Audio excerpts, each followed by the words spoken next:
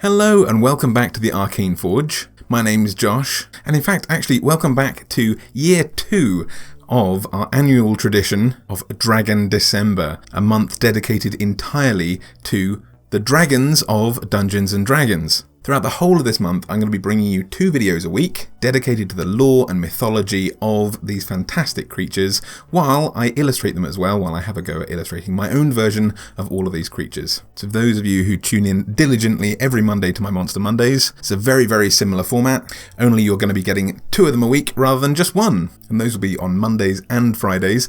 I'll leave a little calendar, a little advent calendar of dragons that I've made up for you guys, so you know exactly what dragons are coming and when. There'll be a special extra release on Christmas Day as well of the most requested creature on this whole channel, which is Bahamut, the God King of good dragons. But in the meantime, we have the lesser known, mysterious and neutrally aligned Gemstone Dragons, some of my absolute favourite types of dragons. And just like my Monster Mondays, I like to use your suggestions for which monsters you'd like to see in these videos, even though they are specifically about dragons. And so we have Randomizer to thank for today's video, who was the first person to suggest that I draw Gemstone Dragons. So thank you very much, Randomizer. Thank you very much for watching, and let's get started with today's video on Gemstone Dragons. So all of my Dragon December videos are going to largely follow the same sort of format, which is very familiar to all of us. It's going to be very, very like a Monster Monday, even though some of the videos are going to happen on Fridays, as per this one. It's not initially what I wanted to, well, it's not my intention. Certainly for this video, what I really wanted to do was show you me doing some miniature painting, because some of you will know who have stuck around with the channel for a very long time, that is something that I intended to, and still, you know, sort of intend to show on this channel. And for the Gemstone Dragons, I actually have some absolutely fantastic miniatures that I started painting and started recording, and I started doing that like last year. And so my intention was to talk about the lore and mythology and all that good stuff that I usually talk on a Monster Monday. But while I was painting these fabulously sculpted miniatures up, but during that miniature painting process, I damaged my airbrush and went to go and get a spare part to sort of fix it. And then I moved home, and while those miniatures are somewhere in this house, we're still unpacking everything, so they are densely packed in layers and layers of foam and bubble wrap and all this kind of stuff to protect them, and Dragon December was looming, so I haven't had a chance to return to those miniatures. Maybe it's something that I will do later on and finish these guys up. So I'm sorry that added treat is not available, but we can still talk about Gemstone Dragons while I have my best attempt at drawing one. When Dungeons & Dragons first categorized its true dragons are defined as those who increase in size and power as they age, basically. It started off with 2 main types, the kinds that we're most familiar with, the chromatic dragons, which are evil aligned, and the metallic dragons, which are generally good aligned. And this left many players wondering what a neutral aligned dragon might look like, what kinds of dragons fit into that broad niche. And although they were touched on in Dragon Magazine at number 37, published in May 1980, it wasn't actually until Advanced Dungeons & Dragons 2nd edition's release that these main types of dragons were properly divided further, or rather expanded upon into 3 categories. And it's in this evolution that the neutral-aligned Gemstone Dragons, or Gem Dragons, sometimes known as Crystal Dragons, were introduced. Whereas the destructive chromatic dragons were tied to elemental, entropic, and calamitous powers. They were driven by greed and so on, and the metallic dragons were their opposition. The far more rare Gemstone Dragons were designed to fit the broad spectrum of neutral alignments, and further to that, rather than being elementally based, they were given psionic abilities. Famously, Gary Gygax, the creator of D&D, was always, jokingly perhaps, said not be such a fan of psionics. Even wizards weren't initially his cup of tea. They featured in the precursor game to Dungeons & Dragons known as Chainmail, but whereas that was a broad, sort of battle-scale role-playing game, this was an individual storytelling game. They were seen as far too powerful for such an in-depth and close story. They were the antagonists, and having one in the party seemed like it would throw off the balance of the game. Many first edition players theorized that D&D was designed to function more like a Conan the Barbarian story, rather than this kind of high fantasy story, hence why danger lurked around every single corner, why leaving the safety of city walls was such a death sentence for anyone who was not well armoured and prepared for a dangerous adventure. Thieves offered very little, at least in the early game, and wizards were limited to their magic with the use of spell slots, which saw their immense power shut down after even the smallest use. It was only when players started to direct the focus of the game away from the initial Conan-style adventure set in a blasted hellscape of apocalyptic danger to a more elegant and lush high fantasy adventure inspired by stories like The Lord of the Rings, that wizards found themselves a little bit more relief. And psionics were seen as even, well, quote, worse in the early days of D&D, often having their spells deal pitiful damage, which was then refunded to an enemy if they managed to realise that they were experiencing some kind of mental hallucination. And even if they didn't figure it out, these mental hallucinations dissipated, allowing HP to return to a damaged opponent after a small window of time had elapsed. They'd clearly not been the intended focus of the game, but the concept was clearly popular. You need only look as far as Star Wars to know how much people would love to play a psychic space wizard in a fantasy adventure. When Advanced Dungeons & Dragons for 2nd edition landed, the demand for psionics to become viable was so high that a 128-page expansion called the Complete Psionics Handbook was released in 1991 by game designer Rick Swan, and Gemstone Dragons grew in power alongside players to become as fearsome as any other true dragon. And yet, despite this, Gemstone Dragons have largely faded into obscurity, dissolving into an afterthought in most editions, cropping up occasionally here and there, usually towards the end of an edition's life cycle, but they were nowhere near the level of celebrity the metallic or chromatic dragons boast. And that lamentably is also the case for our current edition, 5th edition. The 5th edition Monster Manual and most expansion books that have been released have largely ignored Gemstone Dragons, with the first official release from Wizards of the Coast of a Gemstone Dragon for 5th edition being the Sapphire Dragon, whose stats were accompanied with a miniature, well, an absolutely massive miniature. Is it still called a miniature at that point? Either way, some stats and a very large miniature were released on the 30th of August of this year, 2020, which commemorated the 45th anniversary of Dungeons & Dragons. And there are also numerous homebrew offerings all over the internet which aim to reintroduce these once lost dragons to your game. But by far, the most polished and, well, exciting to me are those presented in Matt Coville's Strongholds and Followers book, an unofficial supplemental book that was kickstarted, which just so happens to be one of my all-time favourite expansions to 5th edition, whether it's official or not. I would highly recommend it. For those of you unfamiliar, Matt Coville is another YouTuber, a fantastic YouTuber actually, but if you're following me and you've not heard of Matt Coville, I would very, very highly recommend browsing some of his videos. I will leave a link down to his channel down in my description box. He has some great advice and in-depth videos of all kinds. I sometimes have to watch his videos at half speed because the intensity and volume of thoughts that he manages to get out in a single video is frankly astonishing to behold. He has the kind of energy that if you gave a chipmunk several cups of espresso and taught them how exciting Dungeons & Dragons were and set them loose on the internet, you would get a very similar pace of video, but they are fantastically entertaining and very well thought through. He's a long-time D&D player with an adoration for this game, and all of that adoration was condensed into this very, very polished and exceptional book, as I say, called Strongholds and Followers, which contains rules for expansion beyond questing in D&D and offering rewards like building wizard towers, creating spells, gathering an army of, well, as the name would suggest, followers who run money-making businesses on your behalf, and so on. But more important to the central theme of this video, it contains some incredibly fun monsters who have their roots in D&D's ancient past, but for one reason or another, have not found their way into 5e yet. So all the creatures presented are lore and canon-appropriate creatures, who have been, for the most part, a part of earlier editions, and the spirit of those earlier editions has been preserved and upheld in their translations into 5th through this book. One word of caution that I would mention is that Matt Colville is very clearly what I would call a 2nd edition DM. 5th edition is an incredibly fun and challenging game in its own respect, and I don't want you guys to get the impression of anything otherwise coming from me. It's 100% my favourite edition so far of actually any role-playing game, let alone just D&D.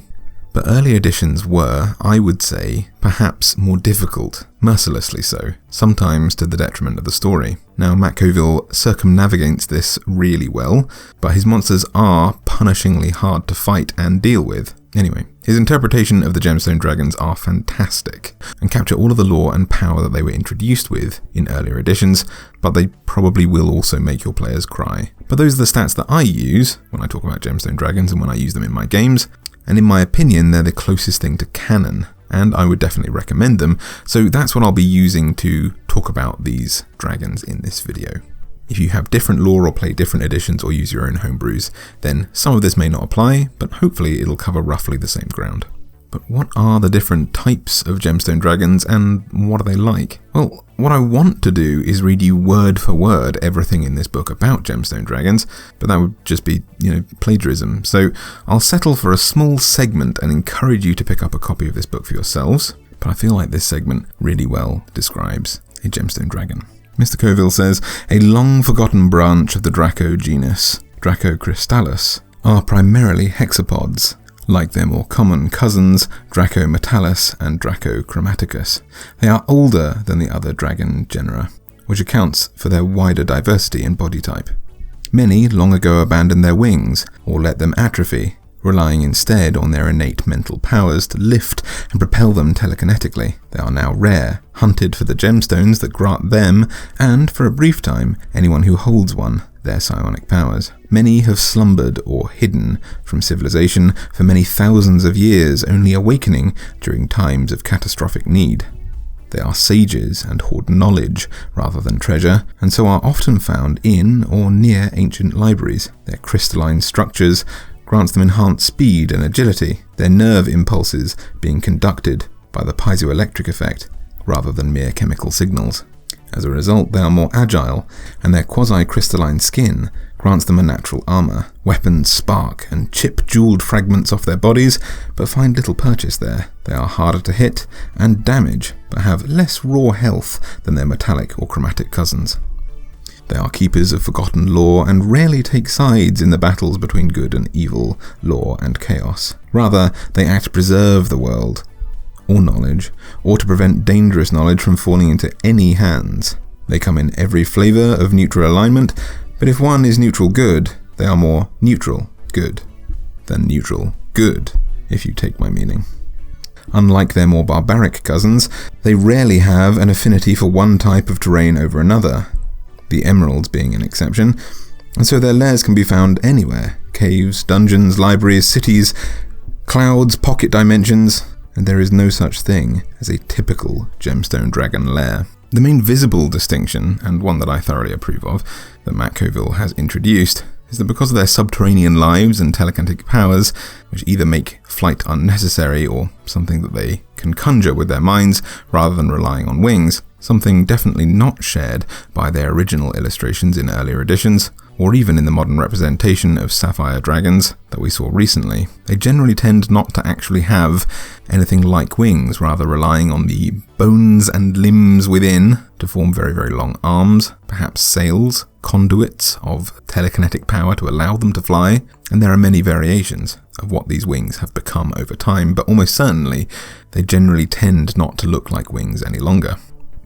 And as I say, I prefer this as an evolutionary trait if they are believed to have lived longer than the other kinds. And it's one of the very few changes made in this book from their original descriptions, at least one of the few major ones. When they were first introduced, players were given access to Amethyst Dragons, Crystal Dragons, Emerald Dragons, Obsidian Dragons, Ruby Dragons, Sapphire Dragons, Topaz, and apparently a creature known as Sardior, the deity of Gemstone Dragons. Historically, Amethyst Dragons were said to, quote, approach life with a detached air, ignoring the conflicts of good and evil, law and chaos. They saw these distinctions as unnecessary and petty distinguishing features that only led to more conflict, that they considered not worthy of any serious time or thought. This almost elven aloofness when it comes to the matters of alignment came hand in hand with the fact that they also considered themselves to be the unofficial leaders of the Gemstone Dragons, and strangely enough, a bit more like giants and their ordning. The other dragons in the Gemstone kind sort of just agreed with this. That's a neutral alignment for you. In Strongholds and Followers, however, their indifference and aloof nobility has transitioned into a calculated and cold malevolence, shifting their alignment to neutral evil, rather than finding squabbles tiresome and irrelevant. Matt Coville's Amethyst Dragons relish in manipulating mortal creatures, earning their trust and pushing them into deadly situations once they have earned it, and this is largely for their own amusement. They are said to use their psionic skills to convince mortals that they are one of their own, often infiltrating situations with a high chance of mortal danger and chaos in order to nudge the scales of discord in favour of catastrophe. The example given is that they enjoy joining wizarding schools and colleges, pushing mortals to tamper with dangerous magics in order to see how they cope with the results of tampering with poorly understood forces. In earlier editions of D&D, their lairs were usually found in submerged cave systems to sate their appetite for fish, although I presume that their modern interpretation and adaptation might prefer a great hall of some kind, or home once belonging to a mortal who they fooled into somehow banishing themselves and their families into a pocket plane of existence. Originally, the Gemstone Dragons, just like traditional dragons, used a breath weapon. For Amethyst Dragons, this was a line of telekinetic force damage. In Strongholds and Followers, however, the Gemstone Dragons have evolved beyond reliance on a singular breath weapon, instead manifesting a plethora of amazing psionic abilities, which I will describe in more depth shortly. The almost transparent crystal dragons were said to be among the more kind and welcoming neutral dragons, far more similar to a traditional metallic dragon than a crystalline one, than a gemstone one. We were told that they value friendship over all else, and that their treasures tend to be sentimental rather than actually monetarily valuable. They are hosts who enjoy lavishing their guests with great hospitality. They were talkative, conflict-avoiding, fun-loving and mischievous, but generally tend to be terribly irresponsible rulers. Dragons tend to, whether intentionally or accidentally, form cults around themselves being massively powerful creatures, to some worthy of worship. This naturally puts them in positions of power over others, and it turns out crystal dragons are not the best at dealing with that. To be honest, as someone with ADHD, who has a real issue with prioritizing tasks and generally organizing myself, reading about crystal dragons make me think that they sound like ADH dragons, who generally require vassals and worshippers to tidy up their lives around them, using their infectious and constantly shifting enthusiasm to draw in those who might want to help them maintain some kind of civilization which naturally seems to accumulate and grow around them. Their light-hearted nature was manifested in a breath weapon that deals radiant damage and blinds those who see it, perhaps a bolt of pure psychic force, an aura blast perhaps. Emerald Dragons have remained largely the same between various versions of D&D. They're obsessed with collecting lore, history, and studying anthropological features, and the customs that develop with mortals over time. They mostly enjoy living in warm, tropical island environments, so as to indulge their love of the boundary between land and sea. They see this boundary as symbolic of the transitional and intersectional nature of the material plane, and believe this plane to be some sort of key focal point in which all realms, times, and possibilities slightly overlap to form the chaos that are our adventures. They used to use a powerful gust of wind as a breath attack, perhaps representing the winds of change, and this is actually represented in Matthew Coville's reimagining of the Emerald Dragons, which are the only Gemstone Dragons who primarily use their forelimbs for flight or for swimming, and have actually evolved to maintain their wings, with their grasping arms becoming vestigial and useless instead of the other way around, causing them more closely to resemble things like wyverns and other kinds of lesser dragons. Obsidian Dragons were traditionally the most vicious and evil of the Gemstone Dragons, embodying many of the traits more closely associated with the Chromatic Dragons, including a fire breath attack, a general hatred for mortals and for the rest of their gemstone kin, actively rebelling against their creator. Although they don't have a preferred environment, they generally tend to lair in deep cave systems, and to be perfectly honest, sound like the emo dragons that want to rage against their parents. Ruby dragons were actually not originally given stats in the early editions of D&D. as their particular gemstone colour was reserved for the deity of the Gemstone Dragons, Sardior. But they are fleshed out as a whole species of dragons in Strongholds and Followers. Ruby dragons, which I will be drawing today, consider themselves as the guardians of knowledge and the protectors of the real, bastions of solidarity, law and truth, and as such are masters of dispersing and dismantling illusions. They believe that mortals do not understand the potential for destruction and discord that they wield when they cast illusion magics. They firmly believe that a powerful enough spellcaster can overwrite what is real through illusions and influence, and basically want to prevent us from all living in a fantasy version of the Matrix, where we may potentially starve to death, eating illusory food, or become so detached from reality that we may be convinced to battle against forces which aim to do us good, unerringly convinced that they may instead do us some kind of harm, like being convinced that universal healthcare could somehow harm a population who regularly go into inescapable debt because of preventable medical problems, or that taking simple preventative measures to avoid spreading a deadly contagion is somehow infringement of one's personal freedoms rather than basic consideration and care for your fellow human. Or other such blatant absurdities that a whole population could become manipulated into holding as their core truths. Ruby dragons aim to prevent such cataclysmic hypnotism of a population from endangering the lives of those who have become ensnared by such a malevolent sorcerer, and indeed the populations of the rest of the world who fear this corruption leading to global genocide. Sapphire Dragons were once, in my opinion, the least interesting of the Gemstone Dragons, traditionally, in their earlier editions of D&D, embracing militarism as their core feat, with a breath weapon that unleashes a wave of panic and fear-inducing sound. They dwell underground in deep cave systems and enjoy interacting with and living among dwarves, who were organised and structured enough to become good soldiers and administrators in the eyes of the Sapphire Dragon. In Strongholds and Followers, their love of dwarves and subterranean environments has been preserved. They have been given domination over the far more exciting knowledge and power of time. They are obsessed with the past and future, peering easily into both. And this is mimicked in their almost elephant-like appearance, which inspires awe in those who witness these massive creatures. And like they say, elephants never forget. They are true neutral creatures as they attempt to preserve and maintain the, quote, true timeline, deeming it essential that all events, both good and horrific, that might occur are necessary and a necessary part of time's path, making them an easy ally or villain, or perhaps both, to any adventuring campaign. Topaz Dragons, who used to rely on a breath weapon that caused a cone of dehydration, lived in mud caves and coral reefs which grew or formed near the coast. Originally chaotic neutral alignment, they were obsessed with, quote, keeping up with their neighbours, competing with those creatures around them, and otherwise wanted very little to do with those who lived on the islands that surrounded their lairs. I actually picture them as having been very Grinch-like, constantly monitoring but desperate to remain separate from and blaming those who live near them, a sort of keeping up with the neighbours attitude. In Strongholds and Followers, Topaz Dragons have shifted to a neutral good alignment and are conversely the dragons who are most curious and enthusiastic about the world. They're obsessed with studying magic, relishing in creativity, and shunning formality at all costs. They are said to have personalities much more like absent-minded professors, quote, who are impatient, lacking or avoiding cautiousness, and are creative beyond measure. They are tinkerers and wizards who, I would assume, tend to end up like Professor Farnsworth from Futurama, making bizarre and humorous, if potentially deadly and unethical creations which spawn unpredictable adventures.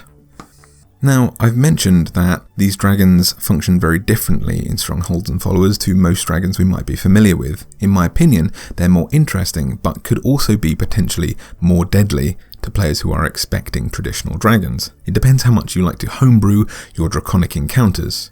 I, for example, still really enjoy the 4th edition rule of the bloodied mechanic, where a creature might become more deadly when they reach half health, for example. And if I am dealing with, let's say, a lightning dragon that becomes bloodied, I will say that a storm forms around it, creating deadly environmental effects. And that's much more the kind of thing that features with Gemstone Dragons. But again, if your players aren't ready for them, this could really throw them off and potentially lead to character deaths. To that end, all Gemstone Dragons in Strongholds and Followers have a particular set of really fascinating rules that make them great fun to play as a DM, and hopefully great fun to fight as a player as well. All of these dragons channel their psionic energy through the crystals that grow through their skin and all over their bodies, resulting in a 30-foot aura around them of psionic mastery. Instead of using a breath weapon, they all have access to a huge list of spell-like abilities that cost charges very, very like spell slots, which represent a Gemstone Dragon's psionic endurance or their reserve of psychic energy that has been coalescing in their crystals all over their body, and provided that they have at least one charge remaining, their aura still flourishes around them and causes crazy effects. Emerald Dragons have an interference aura that disrupt the magical energies around them, meaning that anyone within 30 feet needs to pass an intelligence saving throw each round to maintain spells that require concentration. Ruby Dragons have an amplification aura that increase the DC of all spells being cast by 4, granting a massive boon to their allies. Sapphire Dragons inspire awe, causing creatures who try to attack this dragon to need to take a charisma saving throw, and if they fail, they are so awestruck that they cannot strike the beast. And perhaps most chaotically of all, the Topaz Dragon causes a massive boost to an ally's intelligence and saving throws related to intelligence. The ancient one, for example, gives you a +6 as long as you're within 30 feet of it. Most horrifically, the Amethyst Dragon plays you against yourself, causing any creature, whether they are allies or enemies at all, to take a constant damage over time.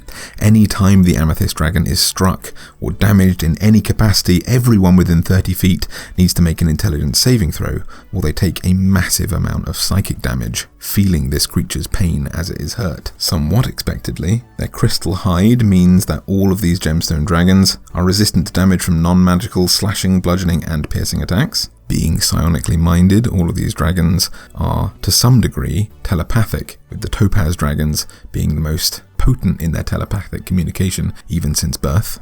And they have a fascinating ability called Matrix Mind, which says that Gemstone Dragons can maintain several persistent manifestations or illusions, phantasms, that kind of thing, simultaneously, but doing so requires expending one charge of their, kind of spell slot-like mechanic per manifestation at the start of each of its turns, and the damage disrupts psionic concentration just as it does spells. But this saving throw is based on intelligence rather than constitution. Now, one of the really fun and varied things about these creatures is that they all have a certain amount of psionic charges, which can recharge over time, even during combat. And while there are some spell-like abilities which are given to certain types of creatures to reflect their personality, Ruby Dragons, for example, are very good at allowing you to see through illusions and so on. That's their MO. But otherwise, you are given free range to pick and choose the psionic abilities that you think your Gemstone Dragon would have learned or would be useful for an interesting counter, freeing them up to be far more interesting in combat than having one pure elemental power. All of these abilities cost certain amounts of charges to cast, but they could do things like cast Amplify, allowing it to grow enormous psionic claws and teeth surrounding their other ones, burning with psychic power, causing them to deal additional psychic damage for a time. There are psionic spells that cause creatures to swap minds involuntarily with each other, causing the wizard of your party to swap character sheets with the ranger nearby. They are now totally unfamiliar with what each other can do, and they don't get to return until they've either had this spell cast on them a second time, or until they have taken some kind of rest to recover. These dragons can cause people to believe something that isn't true, forget certain things, remember certain things, to far-see and scry on distant lands, to liquefy the brains of nearby creatures in a huge cone, almost like a breath attack. One of my personal favourites, to alter the gravity of a nearby zone, causing it to become a crushing weight, or to lift everyone into a zero-gravity battle to the death. How will everyone's spells and weapons function when there is zero gravity? To reflect certain images, spells or attacks back at their casters, and so many more. On top of this, all of these creatures have lair actions, regional effects based on their lairs, and so many other fascinating features that make these some of my absolute favourite dragons and perhaps even favourite creatures to use on the regular in my campaigns. They are just really interesting to use, and hopefully, if given enough time to acclimatise and enough foreshadowing to warn players, they can be really interesting and fascinating battles to fight against as well. But as I say, I've witted on for quite enough, and I'm very enthusiastic about these creatures. But we have yet more dragons to cover in Dragon December, and I need to dedicate some time to them as well. So I hope you'll join me for my next Dragon December episode, this time on Monday, with the most requested type of dragon that I've had so far, the Fairy Dragon. If you enjoyed today's video, please make sure to leave me a little like down below, just so YouTube knows if I'm doing a good job. Maybe favourite this video, maybe share it with the rest of your D&D party, or indeed your DM, if you want to fight one of these creatures, or your players if you want to just warn them that maybe you're going to buy this book, and maybe they'll have to fight a lot of terrifying Gemstone Dragons. If you go and check out Matt Coville's channel, make sure to let him know that hopefully this video inspired your visit. Say hi from me. And if you love this video in particular, you love this illustration and you'd like a copy for yourself, and you want to help support the work that I do here, you want to leave me a little tip and a thank you for enjoying the video, and you are very welcome to check out my Patreon page. I'll leave a link to that down in my description box, where my backers get all sorts of rewards, which range from a thank you on all of my social media platforms to being added to my credits at the end of all of my videos. You get copies of every single illustration I do each month, so if you join during December, that means in January, you'll get every single dragon illustration that I do this month. And my top supporters actually get to have a one-on-one chat with me every single month, which has been great fun during this pandemic. We're all locked in and we don't get to chat to too many of the people we normally get to associate with, so it's been fantastic to get to know you guys even more thoroughly and have some one-on-one chats with you all. But anyway, I hope you're having a fantastic Dragon December so far, and as I say, I hope you will join me back here on Monday for my next video. We've got a video every Monday and Friday until Christmas, so until next time, make sure to make friends with your local Topaz Dragon, see the truth, as your Ruby Dragon friend would hope, and avoid Amethyst Dragons at all costs. And happy monster hunting.